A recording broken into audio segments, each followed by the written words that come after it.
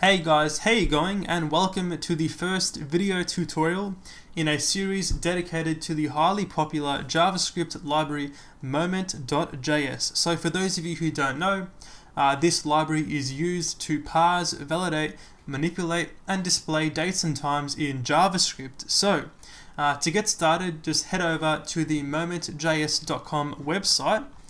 And you can scroll down here and we can see we have two main methods to use Moment.js. You can either download and include on an HTML file, or you can install it using Node.js, or a few more things down here. So obviously it depends on your own situation, which route you would like to take to use Moment.js. In this video, I'm going to cover the basic download and include, and also a Node.js installation. So let's get started here with the download and include. So just click on the moment.min.js link right here, and this will be the minified, smaller sized production version of Moment.js. So click on this link right here and you'll see the minified code for Moment.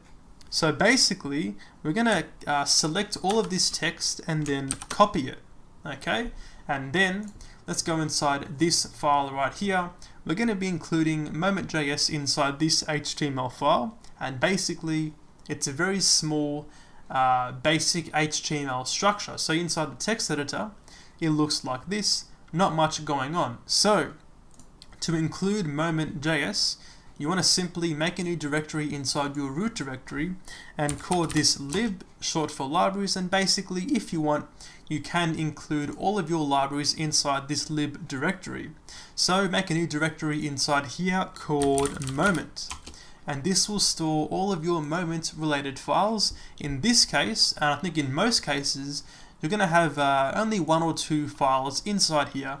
In this case, we're going to call this file moment.min.js, and then inside here we can simply paste all of that source code inside here and press save. So now we've successfully included Moment.js inside this whole project. So to of course use it inside your HTML files, we can simply make a new script source tag and simply say lib moment.min.js,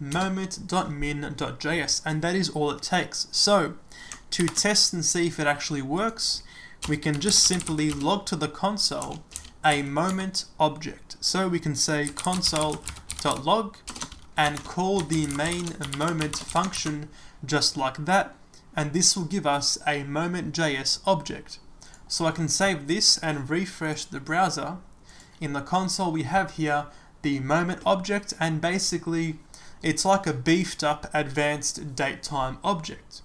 And I think most, if not all, of Moment's features are being called from one of these objects right here, and that is how to install it in an HTML file using the download and include method. So to install it using Node.js, I've got here a separate directory for Node. So let's go inside here and open this up with the terminal, and we can see here we have obviously the current directory is the Node directory right here. We can simply say npm install and then say moment. Press enter and it's going to install the Moment library inside this project as a dependency. So we can see it working just like that. And of course, inside this index.js file, we can say const moment is equal to require, and we can simply say require moment just like that. And then once again, to test it out, we can say console.log, and we can log out once again the moment object. We can save this, clear the console, run the script just like that, and we see here we get the moment object in the console just like that.